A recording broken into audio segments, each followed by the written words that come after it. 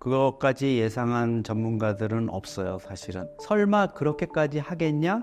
이렇게 했는데 김정은이 정말 결정을 해버린 거죠. 전격적이다 이렇게 얘기할 수도 있는데 그만큼 김정은으로서는 지금 다급한 상황에 몰렸고 승부수를 던진 거예요. 근데 이게 정말 신의 한 수가 될지, 북한을 어떤 막다른 골목에서 구해내는, 아니면 자충수가 될지, 그거는 조금 더 지켜봐야 되겠습니다.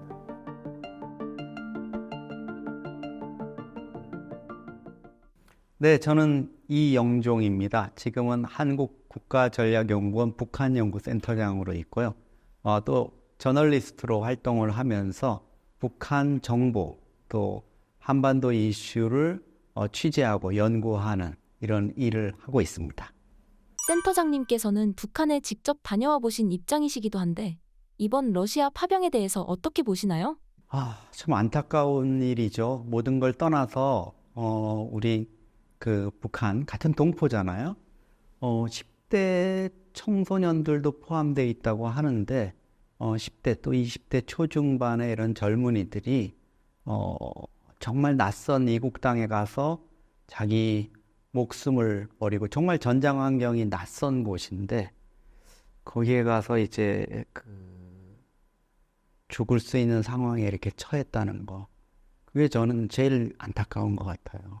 왜냐하면 이게 일반적인 해외 파병, 우리도 뭐 UN 평화유지군이나 이렇게 가지만 그거는 우리 군복을 입고 우리 국기, 또 우리 지휘관들의 지휘를 받는 독자적인 작전을 수행하잖아요. 근데 이거는 파병 환송도 받지 못하고 비밀리에 뭐 러시아의 어느 소수민족 신분증으로 위조해서 러시아군의 배속을 받아서 하는, 사실은 파병이라 그러기도 좀 힘들 정도로 용병이거나 전쟁 노동자 수출이다 뭐 이런 얘기까지 나올 정도로 좀 명분 없는 전쟁에 내몰렸다, 이렇게 보고 있습니다. 현재 북한의 지원 현황과 파병 규모는 어떻게 되는지 궁금해요. 현재까지 그 녹화 시점을 기준으로 해서 1,900명에서 11,000명 정도를 우크라이나 전쟁에 보내는 걸로 북한 당국이 이제 추진을 하고 있고, 그 중에 3,000명가량이 러시아 영내에서 훈련을 받았다. 블라디보스톡이나 이런 쪽에서.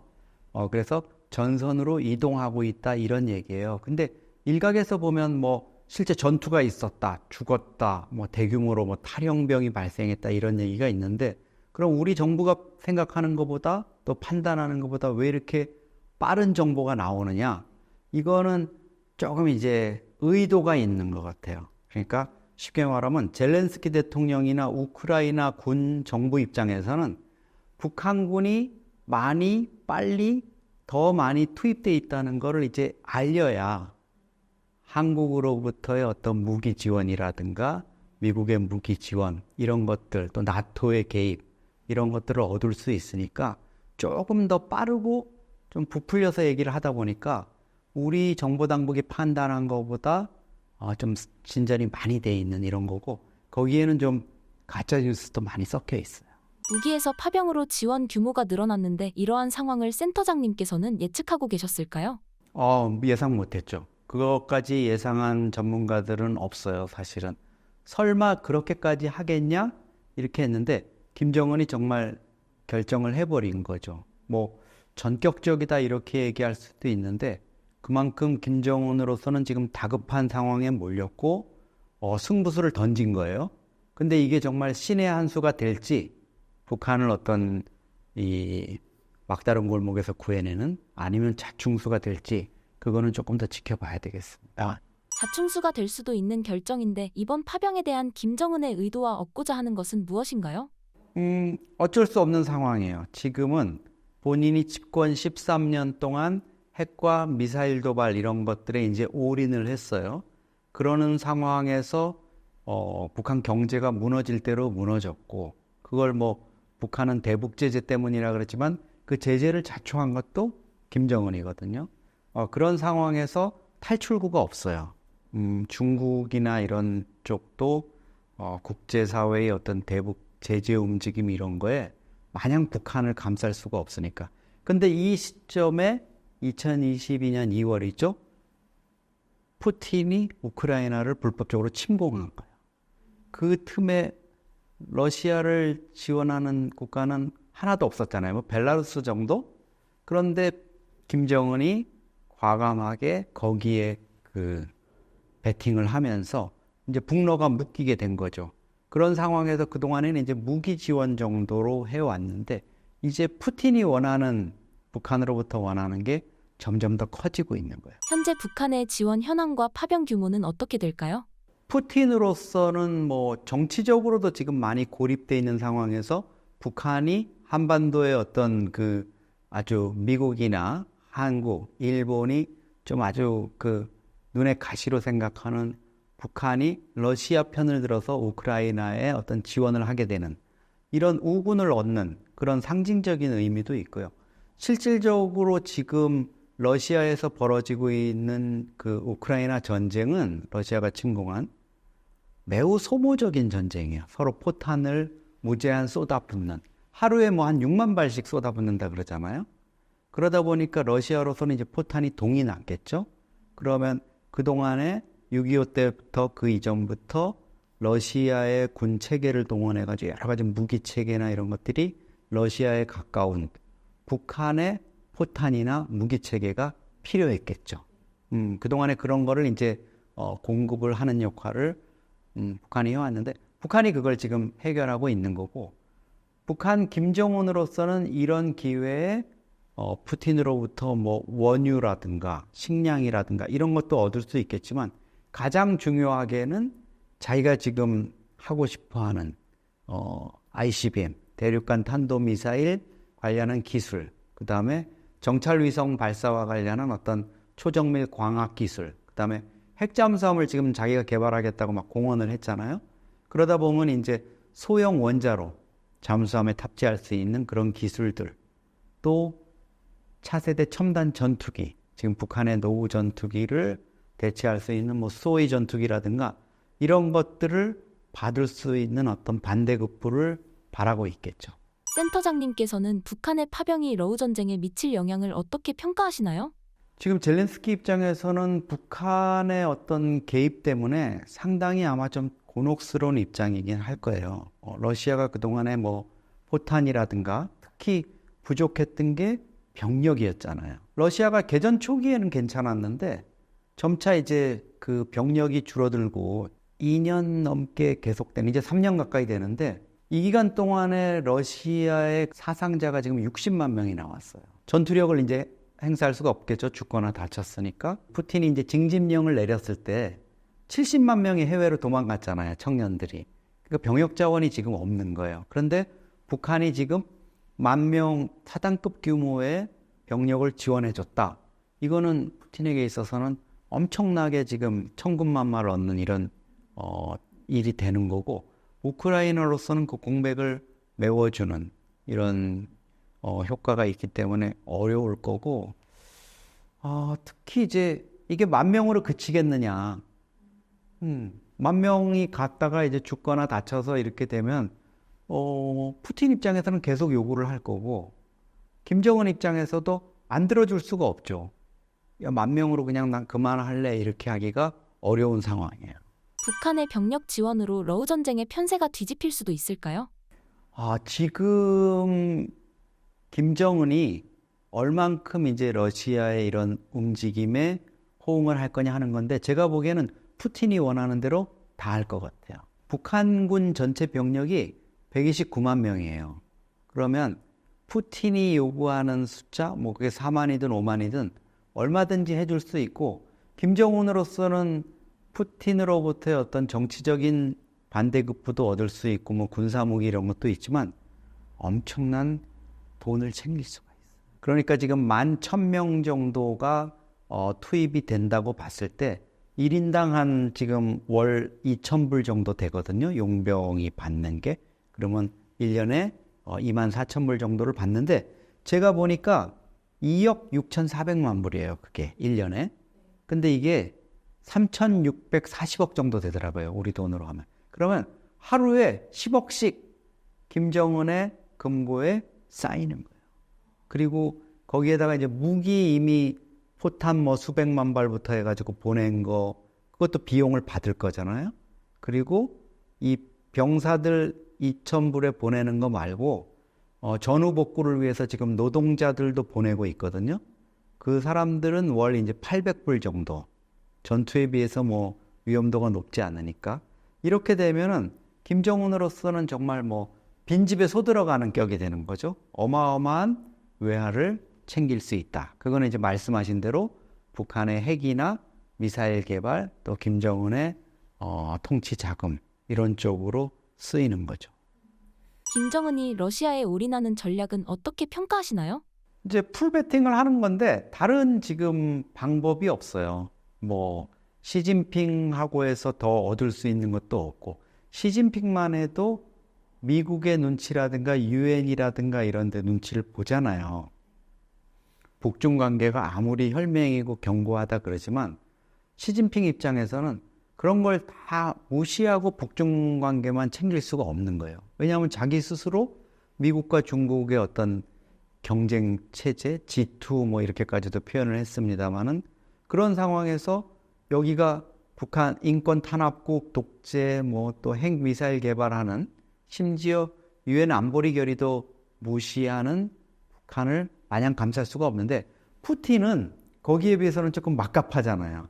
눈치 안 보고 그냥 하잖아요. 그러니까 김정은으로서는 지금 상황에서는 푸틴에 올인할 수밖에 없고 푸틴을 향해서 지금 뭐 최고의 벗이다 이렇게 얘기하고 있고 영원히 러시아 동지들과 함께 있을 것이다. 이렇게 이번에 그 푸틴을 만난 최선희 북한 외무상도 얘기를 했잖아요. 아마 시진핑을 비롯한 베이징의 지도부들은 매우 좀 괘씸하게 생각을 하고 있을 거예요. 러우 전쟁에서 러시아가 패배하게 되면 북한이 받게 될 타격이 클 것 같은데요. 그렇죠. 그 전투에 만약에 러시아가 우크라이나에 이렇게 하고 어떤 딜레마에 빠져가지고 진다. 아니면은 어정쩡한 상황에서 그냥 별로 얻는 거 없이 종전이 된다 이러면 푸틴도 리더십에 금이 가겠지만 김정은도 얻을 수 있는 게 없죠. 근데 아마 그렇게 러시아가 패전하거나 소득 없이 중단하기는 쉽지 않을 거예요. 아마 지금 트럼프가 등장해가지고 이 전쟁을 어떤 식으로든 끝내겠다 이렇게 얘기했잖아요. 트럼프는 지난 6월에 그 7월에 공화당 대선 후보를 수락하는 연설에서 그 얘기했어요. 내가 대통령 되면 24시간 내에 우크라이나 전쟁 종전시키겠다. 그만큼 이제 자기가 자신감이 있다는 그런 얘기인데 푸틴과의 어떤 관계 이런 것들을 통해 가지고 종전을 시키는데 걱정되는 건 그거죠. 지금 러시아가 우크라이나 영토의 한 18% 정도를 침범을 해가지고 점령을 했거든요. 근데 이제 이런 거죠. 평화가 중요하다, 국제사회가. 트럼프도. 그러니까 18% 정도 땅 그냥 러시아한테 떼어주고 이대로 종전하자. 이렇게 되면 이제 우크라이나로서는 상당히 좀 손실이 큰 이런 상황이 될 수 있죠. 나토의 개입 가능성에 대해서는 어떻게 보시나요? 나토가 지금 상당히 우크라이나 전쟁 이 부분에 조금 더 지원을 해야 되는 거 아니냐 뭐 이런 여론들이 있었는데 일단은 그 우크라이나 자체가 나토 가입국이 아니잖아요. 근데 이제 지원하는데 좀 한계가 있고 뭐 우크라이나가 희망을 하고 이래서 나토로 받아들이자 이런 게 있었는데 나토의 규정에 보면은 분쟁적인 국가는 나토에 가입을 못하게 돼 있어요. 그러니까 그런 여러 가지 문제점도 있고 근데 이제 트럼프의 당선, 트럼프의 재집권이 정말 많은 글로벌 환경에 뭐 안보, 경제 다 변화가 오는데 여기에서도 사실은 나토를 실질적으로 움직이는 게 미국이잖아요. 그러니까 이제 트럼프가 내년 1월 20일 날 집권을 하게 되면 그 이후의 상황은 그때까지도 우크라이나 전쟁이 계속된다면 우크라이나한테 별로 유리하게 돌아갈 것 같지가 않아요. 이러한 상황에서 우크라이나 입장에서는 한국의 도움 요청이 절실할 것 같은데 어떻게 생각하시나요? 맞아요. 이제 아마 젤렌스키의 특사가 한국을 방문할 거예요.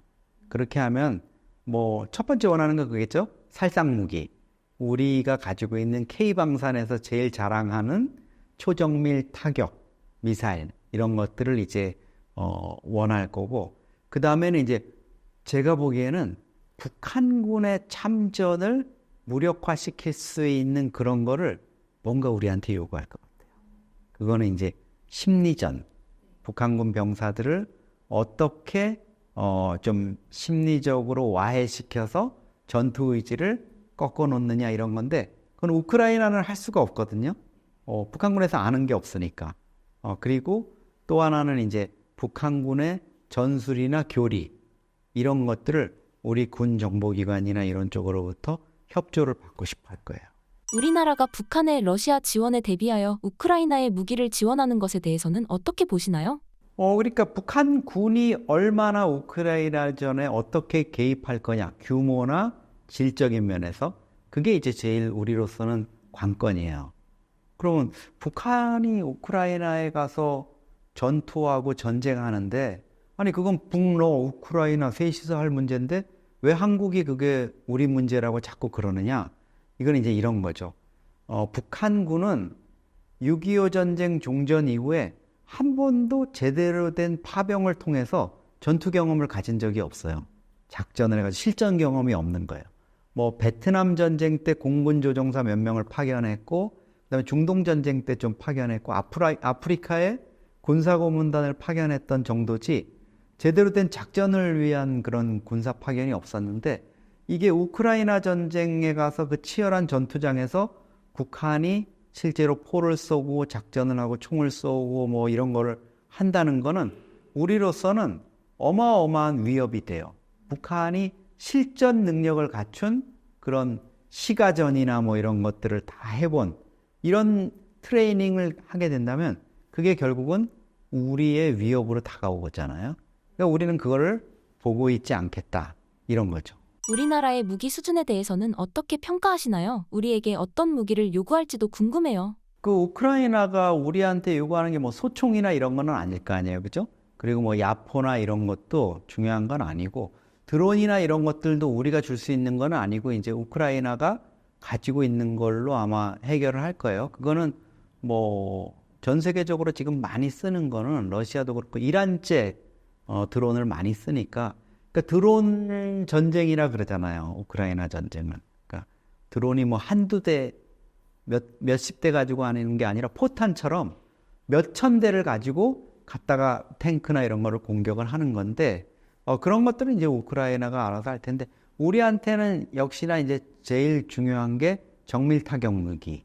그게 제일 중요할 거예요. 아마 그 러시아 군의 주요 지휘부나 이런 데를 정밀하게 타격해가지고 무력화시킬 수 있는 거. 근데 뭐 경우에 따라서는 우크라이나는 러시아 본토를 공격할 수 있는 이런 그 무기도 희망은 하겠죠. 근데 그거는 이제 주는 우리 쪽도 상당히 그 부담을 느낄 수밖에 없는 게, 푸틴이 그랬잖아요. 러시아 본토가 공격당하게 되면 핵으로 응전하겠다, 이런 식으로까지 위협을 하고 있으니까 그거는 좀 부담이 되겠죠. 지금은 러시아하고 우크라이나가 사실은 참호전을 하고 있어요. 근데 얼분 뭐 쿠르스크라는 데가 지금 최고의 격전지인데, 거기는 뭐 1차 대전에서도 어마어마한 파리 전투하고 쿠르스크 전투가 가장 큰 전투거든요. 쿠르스크라는 데는 완전 개활지예요. 그 우크라이나 국기를 보면 노랗고 파랗잖아요, 그죠? 노란 건 뭐겠어요? 밀밭이에요. 워낙 이제 넓은 평원에 밀이 많이 나니까. 그리고 이제 하늘이 파란색이 있는 건데, 그만큼 그 평야에서 싸우는 건데, 그냥 정말 2차 대전 때처럼 뭐 공중전을 하고 이러는 것도 아니고, 병사들이 그 벌판에 그냥 참호를 파놓고 뒤에서 계속 상대방으로 포를 쏘는 거예요. 그렇게 하고 이제 뭐 시가지 이런 데는 이제 전차를 가지고 진격하는 이런 거기 때문에 정말 원시적으로 이렇게 하고 있잖아요. 그래서 아마 우리한테 원하는 거는 후방에서 포사격을 통해서, 지금은 뭐 155mm 포탄 이런 걸로 그냥 무차별적으로 많이 쏴가지고 하는 건데, 이제 정밀 타격을 통해 가지고 적 러시아군의 지휘부나 이런 것들을 이제 무력화시키는 이런 게 좀 필요하다고 보겠죠. 현실적으로 우리나라 측에서는 우크라이나의 어떤 부분을 지원할 수 있을까요? 우크라이나는 북한군의 정서도 모르고 북한의 뭐 말투도 알 수가 없을 거고, 근데 북한군의 가장 지금 취약한 부분이 사실은 심리전이거든요. 북한에서 온 병사들이라는 게 10대, 20대 청소년들인데 사실은 그 군인들이 바로 우리가 보던 뭐 한국의 드라마나 영화를 봤다는 이유로 처벌받고 뭐 징역형을 살고 이러던 그 젊은이들이잖아요. 그러면 얘들은 이미 그 장마당 세대로서 어렸을 때부터 외부 정보에 대한 호기심 이런 것들이 있는 거예요. 그리고 한국 사회에 대한 한류 문화에 대한 동경, 탐닉 이런 게 있는 거죠.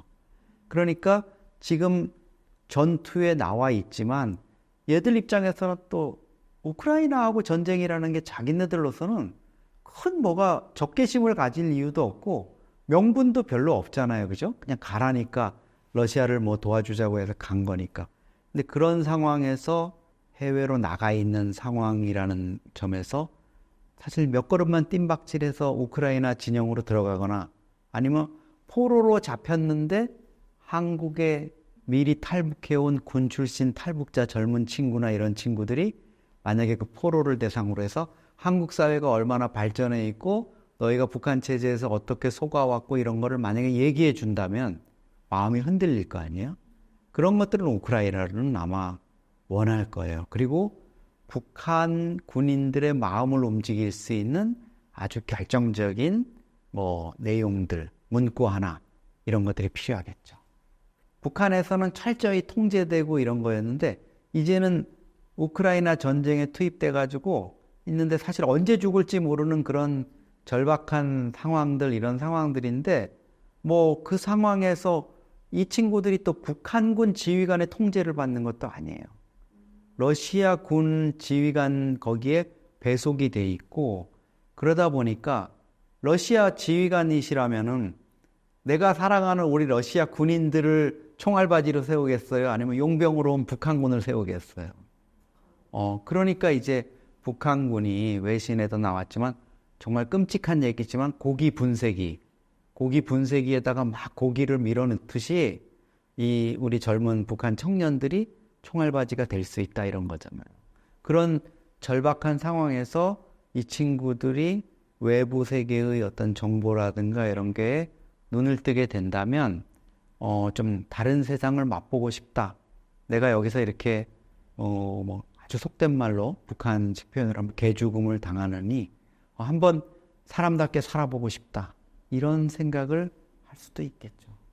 사실은 누구도 지금은 장담을 못해요. 북한군 병사들이 저 역시도 뭐 우크라이나 전쟁에 배치가 됐는데 그 친구들이 정말 그 정신교육이나 이런 게 잘 돼서 그런 유혹에 흔들리지 않을 수도 있고 또 하나 그 병사들한테는 이제 결정적인 탈북을 하지 못하는 이탈을 하지 못하는 이유가 있겠죠. 북한에 두고 온 가족.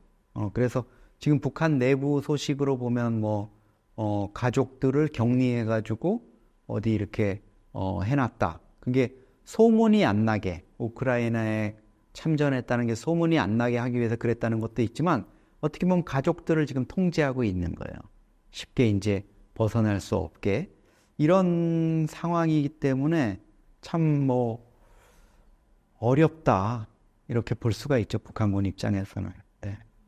우리나라가 무기 지원을 하는 것에 대한 푸틴의 반응은 어떤가요? 푸틴 입장에서 물론 그렇게 이제 위협을 우리한테는 당연히 할 수가 있겠죠. 근데 우리 입장에서 또 보면은 북러 관계라는 게 그렇게 불법적인 침공, 우크라이나 침공이나 이런 것들을 우리가 그냥 눈 뜨고 러시아가 뭐 위협하는 대로 그냥 있을 우리 한국이냐? 그거는 또 아니에요. 우리도 러시아 정도는 얼마든지 할 말을 할 수 있는 그런 단계에 와 있거든요. 그러니까 윤석열 대통령이 북한군이 러시아 전쟁에 얼마나 개입하는지 여부에 따라서 우리가 우크라이나에 무기를 줄 수도 있고 아닐 수도 있어. 이렇게 하면 푸틴 입장에서는 고민이 되지 않겠어요?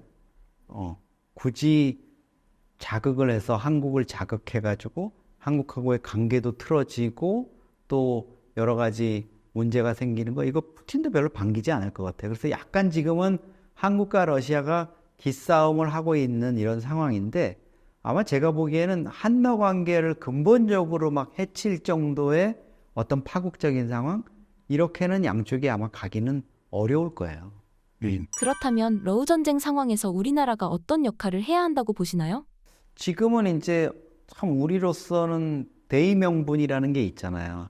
러시아가 어쨌든 불법적으로 침공을 했잖아요. 그래서 지금 많은 사람들이 죽고 다치는 이런 침략 전쟁이 벌어졌는데, 그러면 그 우크라이나 지역이 옛날에 러시아 땅이었으니까 그거를 뭐 평정하는 걸 어느 정도 인정하고 하는 트럼프식의 사고방식으로 우리가 따라갈 거냐? 그러기는 좀 쉽지가 않아요. 나토나 국제사회가 지금 푸틴을 겨냥해서 다 이렇게 연대를 하고 있는 상황이기 때문에 아마 푸틴도 그 부분까지 트럼프도 푸틴을 그 부분까지 감싸면서 가기는 쉽지 않을 거예요. 어떤 다른 전략적인 방법을 내놓을 거지. 그러니까 우리 입장에서는 러시아의 어떤 그런 침략 행위의 부당성 이런 거에는 이제 분명히 동참을 해서 비난을 하고, 또 우크라이나에 대한 지금까지 어떤 인도적인 차원의 지원, 또 방어 무기 이런 것들을 이제 지원을 하는 수준에서 유지를 하되, 계속 좀 전략적으로 북한군이 이 우크라이나 전쟁을 통해서 우리에게 위협이 되는 존재로 점점 커나가는 거는 우리는 바라지 않는다. 이거를 푸틴한테도 메시지를 보내야 될 거고, 북한에도 분명하게 메시지를 보내야 될 거예요. 만약에 김정은 너가 계속 이렇게 북한군을 투입하거나 이게 규모도 커지고 질적으로도 심각한 상황이 되면 우리도 너희를 흔들 수 있고, 김정은 너가 러시아 용병 파견을 땅을 치고 후회하게 만들겠다. 이렇게 할 수 있는 전략을 이제 모색을 해야 되겠죠.